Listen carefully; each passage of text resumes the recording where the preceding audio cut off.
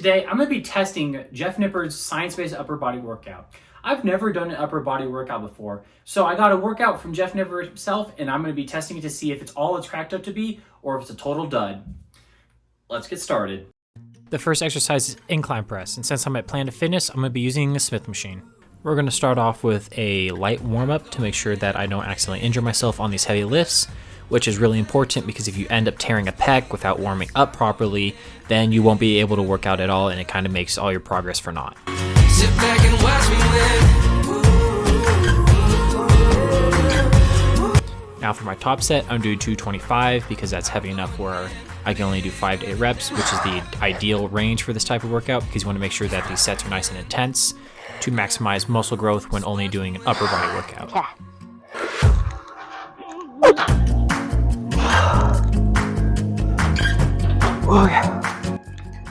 For the upper body, it's 3 sets, low reps, nice and heavy. So, okay, time for the second set, reduced it a little bit. When we go super heavy on the first set, there's a lot of muscle fatigue. So dropping it down by 10 pounds or 5 pounds on both sides allows me to keep in the 5 to 8 rep range without losing any gains on muscle.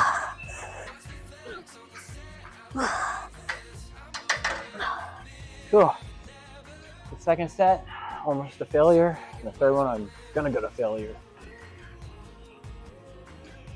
For this last set, I'm doing the same weight. However, the difference is I'm going to absolute muscle failure, so I need to make sure I fail this last rep. This is important because the more the muscle is fatigued, the more recovery there is, and the more it actually can grow.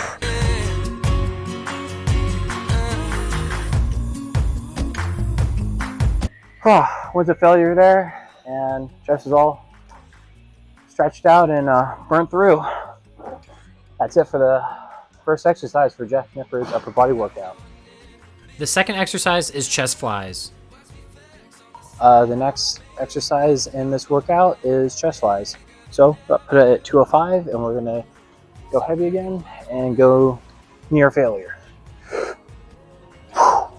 With back-to-back chest exercises, I'm not going as heavy as I could have, and I'm going to be trying to go for higher reps because if I try to go too heavy, then there's a high risk of injury and I could tear my pecs. So I'm doing slightly lower weight and higher reps to make sure I still get muscle gain without risk of injury. Ooh. Yeah, feels good.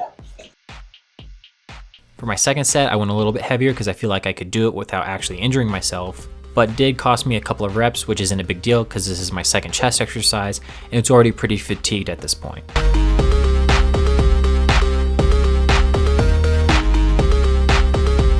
Okay, time for final set, going straight to failure. Just like in the first exercise and every exercise I'll be doing this workout, on the last set I'm going to absolute muscle failure, which is extremely important for muscle growth because it gives you a little extra edge compared to just going and doing your sets and not struggling. Yeah, I can really feel my chest, it's pretty bad. Oh, feel it really hard. After doing incline press and flies, shredded. Okay, now these are done. It's time to go ahead and do some pull-ups. The third exercise is pull-ups. Okay, now it's to do pull-ups. I don't know if I'm going to continue with these because I'm not very good at them, but probably going to do a set and then transition to back pull-ups. For the first back exercise, it's pull-ups, which is really good because it forces you to use your biceps and your back only, whereas where you're doing lat pull-down, you can do some cheat reps and use momentum or use your arms a little too much, making pull-ups one of the best back exercises you can do, especially for an upper body workout.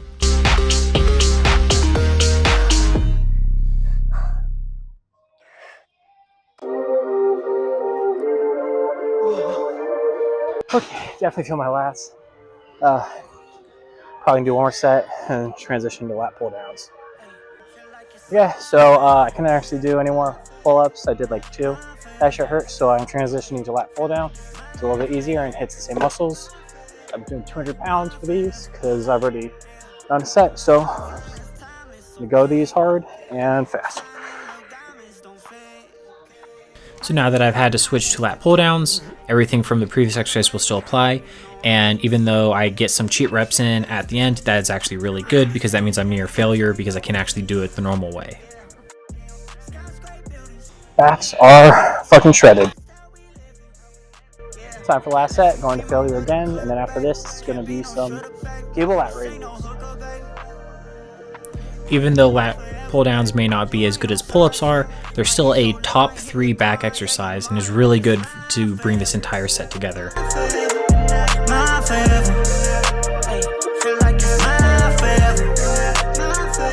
Feels good. Lat raises it is. Exercise 4 is cable lat raises. Yeah, now it's time for lat raises. These ones with the shoulders and are probably my favorite shoulder exercise besides shoulder press. Cable lat raises. Everyone's seen the memes about them, about how they're extremely difficult. Even the best of the best lifters still struggle with them. And it's for a reason, because it really forces you to use only your shoulders. And even though lat is in the name, it doesn't actually hit your back. It targets your shoulder only, making it a phenomenal exercise that you should have in any workout that hits shoulders, which can also be completed with dumbbells instead of a cable machine. But cable machine makes sure there's tension throughout the entire motion, where dumbbells there's only tension at the top, making it less efficient. Oh man, those hurt. Feeling good though.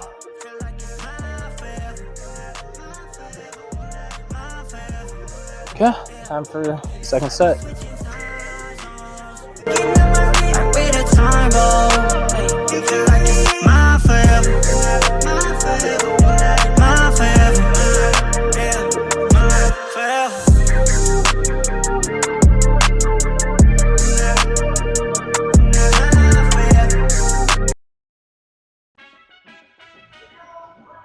Okay, time for last set. Gonna make sure I go to absolute failure.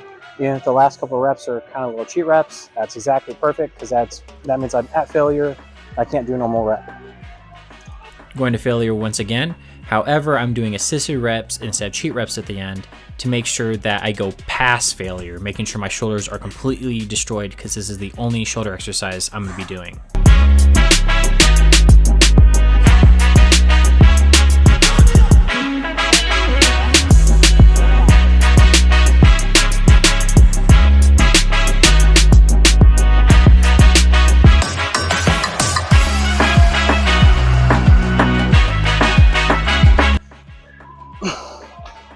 Okay, went through on lat raises. Time for bent over rows. Exercise 5 is bent over rows. He does it a little differently, but I'm going to be using the Smith machine.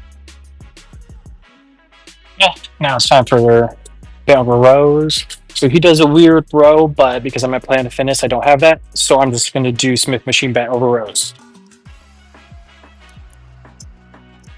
If you notice the change in mic quality, it's because I destroyed my wireless mic that I had, so I had to end up switching to my AirPods.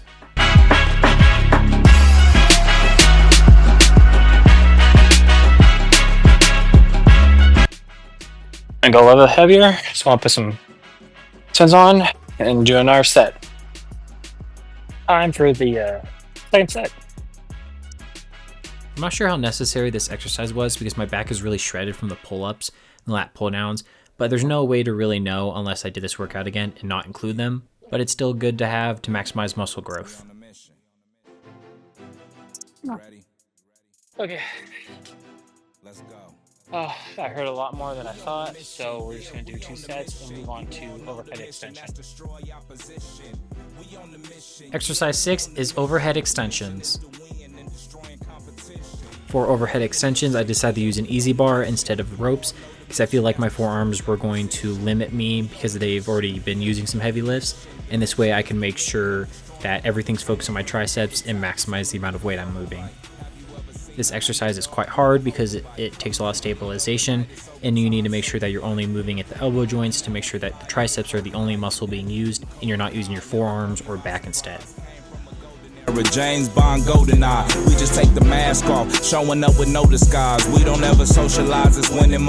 Time for the second set. Going to speed the second set up a little bit because there's not really much going on that hasn't happened in the first or the last set. And retrack is win, lose, or draw. I'll be ready for a rematch. If you really read maps, you should know the road to success. It's always less travel, but we go through the steps. We the best of the best, may the rest get defeated, and we won't be done till the mission is complete. Oh my goodness. Those things for writing my triceps. Ooh, one more set. Final set.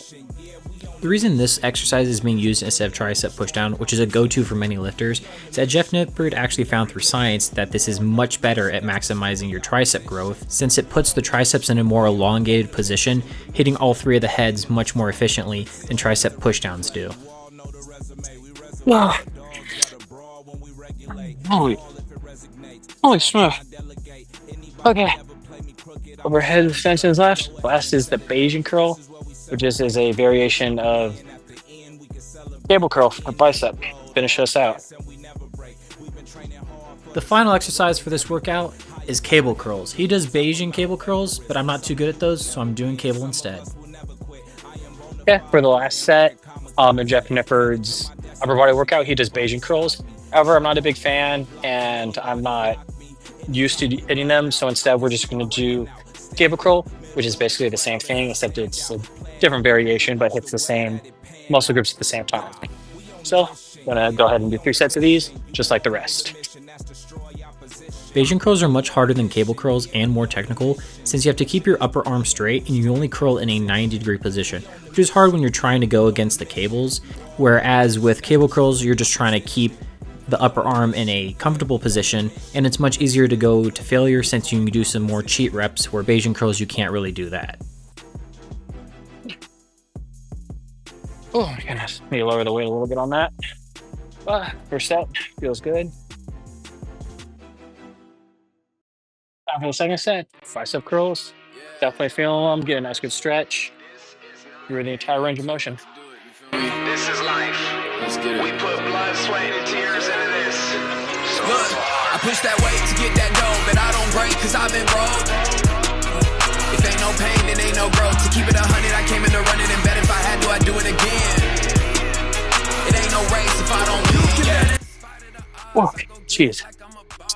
Whew, it's a nice set. One more set, and then I'm done with the upper body workout. I'll give it a rating and see how it feels tomorrow. This is one of the best bicep exercises you can do, since it puts all the tension on the biceps, where there's not really a risk of injury, unlike with preacher curls, where they can easily pop because all the pressure is on them and there's nowhere for it to go. Ooh. Okay. Whew. Cable curls are finished, so that's the end of Jeff Nippard's workout. I feel pretty sore. I can definitely feel my chest and biceps and back. My triceps a little iffy, same with my shoulders. But I'm gonna sleep it off and give a complete review of this workout tomorrow morning.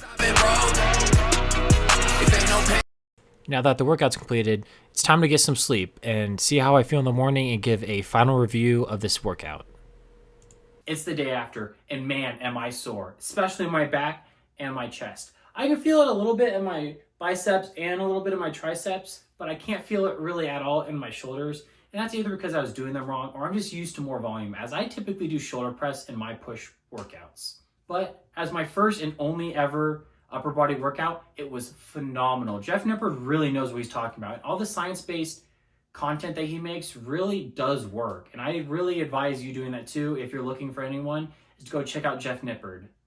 And if I were to switch to an upper lower split, this would be the exact exercises I do. However, I probably would change 2 things. The first one being I'd probably do shoulder press instead of lat raises, as I feel like I can go heavier on that way and get more of a burn in my shoulders.